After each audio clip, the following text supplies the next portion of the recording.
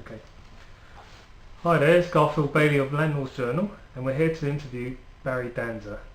We interviewed Barry last time about his property and bridging business. This time we're interviewing Barry regarding rent rescue. We'd like to grill Barry on this side of his business. So Barry, how you doing? Hi. Okay. What was the reason rent rescue was launched? Yeah, Rent Rescue was launched because there's nothing like this on the market that will actually treat the rental side of property as a business. We take an evaluation of the property, and in order to do that we needed to work with an experienced letting agent and to also find a way of using, if you like, an insurance-based policy without making it so strict that it's restricted by a clause in an insurance policy. So we've put together a system which first and foremost is a business, and secondly we've had somebody who was involved in insurance services look at the risk and return, so that we've got a whole professional organisation in place. Okay. And how long has it been going then? Well, Rent Rescue itself has been going about a year. The organisation behind the whole system has been going for about 15 years. Wow. Okay.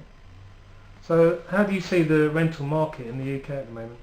Unfortunately, I'm not going to be very popular if I say that the rental market is going down, but I do believe that over the next 18 months the rental market will drop, and I've seen a lot of evidence of that when people have bought their property with the real market value that they believed was in place, and we've gone to the letting agents and found that it's dropped sometimes as much as 20%. In Nottingham recently we had one, and everybody was surprised at the drop.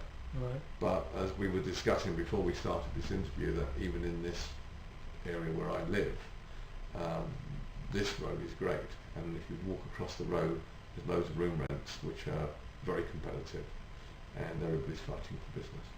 Right. So could you identify some of the main problems in renting a property then? Yeah, the main problem in renting a property, if you've got a tenant, is collecting the money, and if you haven't got a tenant, is finding one. Both things are just as important as each other, they're just coming from a different angle.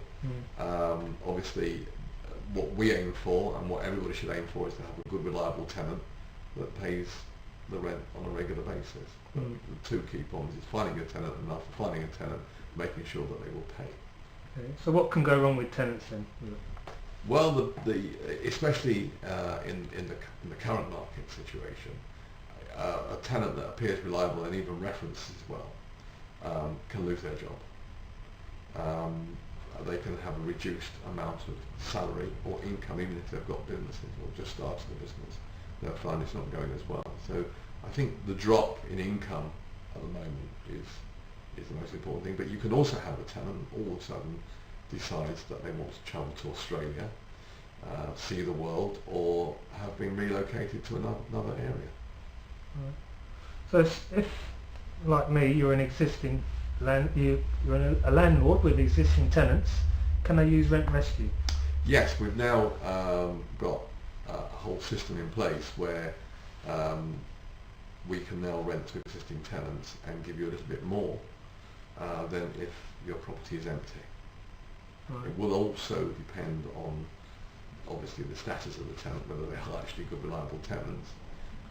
You might think it's a bit strange that we would take on a tenant and that the landlord would pass that over, but the bottom line is that the landlord has to take the risk that, as I mentioned before, the tenant could lose their job.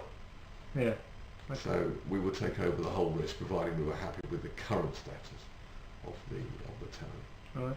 So for a landlord, how does Rent Rescue work? Okay, well it's very simple. You just need to fill out a form and we'll do an evaluation. The way the evaluation works is we look at the local agents and we ask them what they're renting properties in the area for. We check the local newspapers. We may come down and view the property, especially if it's a quirky property. If it's a regular terraced house in an area where we're already renting out, we probably won't even bother to come and see it, providing you undertake that it's in full lettable order. Because we can't take on properties and refurb them. We have to have properties ready to go.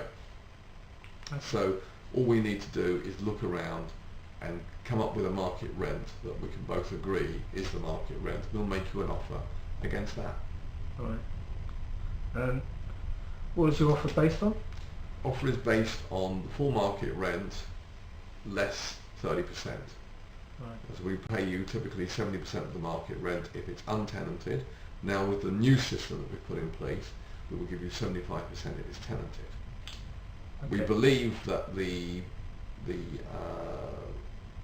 management of a property through an agent will cost around about 15%, and the rest is for us to make a margin and to make sure that we are incentivized to rent your property for you, but the risks are voids, non-payment and evictions.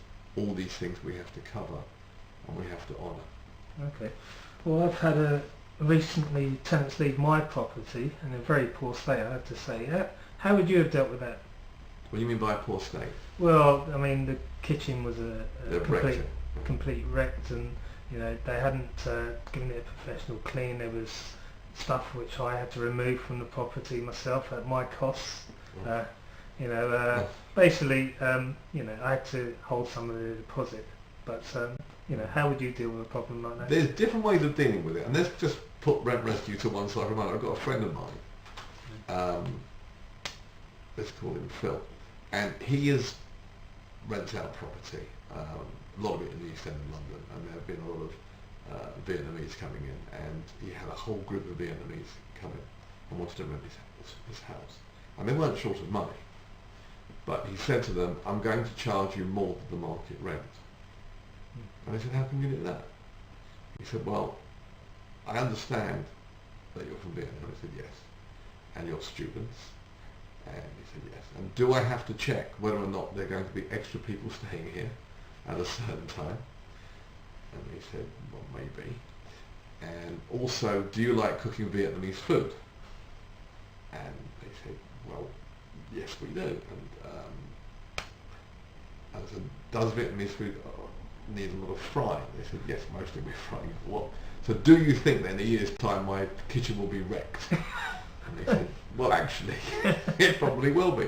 But it was a full understanding between the tenant and the landlord. There was no question that they were going to be cooking up God knows what in the kitchen, which is fantastic food to eat, but not fantastic food to clean up by. And if there's a load of students, are they going to clean it up? Plus, there's always the possibility that you can't control how many people are going to be staying in the house. And it was a perfectly open and frank discussion. So that's one way of dealing with it. Sounds like you just got yourself a bad set of tenants that didn't give you enough deposit. Yeah, quite possibly. If you'd have asked me a week ago, how would we handle it, we would have said it's your problem. But as we're developing the whole system, what we've come across here is a bolt-on policy which we're not charging for. We want to make the package more attractive, so what we're doing is trying to find extra services that we can bolt on without having to either charge you very much, or in this case we've managed to put one on the company so that we can just let it run. Okay. And again, we will take a point of view whether or not we claim on the policy will be up to us. We can just turn around and say, well, we're not claiming on it, we'll just fix it ourselves, because there will be an excess which we will come to you for, but over and above that excess it will be handled, but there's more details will be on the contract about that. Okay. So if this will cover tenant damage. Right. Okay. Well, Barry, it all sounds very interesting. And if someone had a problem right now, what would they do? Well, all they need to do, if they can't get hold of me on the phone, is they just go to barrydanser.com, they go to the resources section, click on the introducer form, just fill it out. If you can email it to me online, it's the quickest way, because I can just forward it on my BlackBerry and get it looked at by my office straight away. If not, go to rentrescue.co.uk and you can sign up for all the information about renting property in the UK, the flyer, all the information that you need, and a newsletter of what's going on in the rental market. Okay. Thanks very much, Barry. You're welcome.